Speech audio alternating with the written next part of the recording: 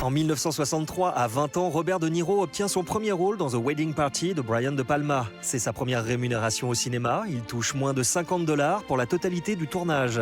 Le jeune réalisateur mettra 6 ans à achever ce film et les deux hommes deviendront amis.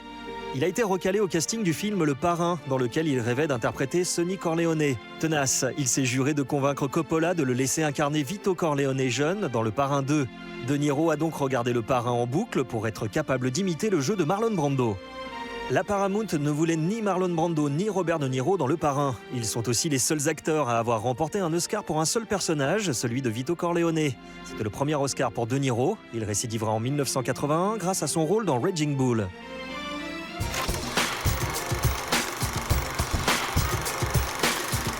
Né à New York, Robert De Niro est le fils d'un artiste sicilien. L'acteur ne connaissait pas vraiment l'Italie quand il a postulé pour son rôle dans Le Parrain 2.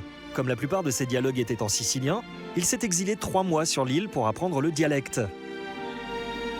Pour Raging Bull, il s'est bâti un corps d'athlète afin de ressembler au champion de boxe Jack LaMotta. Dommage pour l'acteur, après sa carrière, le boxeur est devenu un gérant de boîte de nuit un peu bouffi. De Niro a exigé 4 mois d'interruption de tournage et a suivi un régime intensif pour prendre quasiment 30 kilos. Dans Les Nerfs à vif, Scorsese voulait qu'Harrison Ford joue Sam et De Niro Max. Ford voulait incarner Max, De Niro n'a pas cédé et c'est Nick Nolte qui a été choisi. Ford et De Niro ne collaboreront jamais. Pour ce rôle, De Niro a payé $5 000 pour ruiner ses dents et 20 000 pour les restaurer. You talking to me?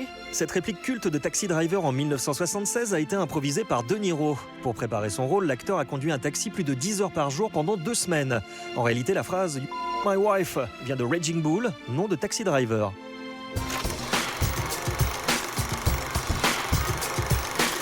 En 1989, De Niro crée sa société de production audiovisuelle, Tribeca, pour relancer le cinéma à New York. Il a aussi lancé un festival de cinéma indépendant, le Tribeca Film Festival, en 2002. Parmi les dernières œuvres de Tribeca, on compte par exemple Bohemian Rhapsody. En parallèle de son immense carrière dans le cinéma, De Niro a créé sa propre chaîne de restaurants et d'hôtels. Copropriétaire d'une 40aine d'établissements, il est aussi un fervent opposant au président Trump. L'acteur aurait d'ailleurs déclaré qu'il ne laisserait jamais Trump entrer dans aucun des restaurants Nobu.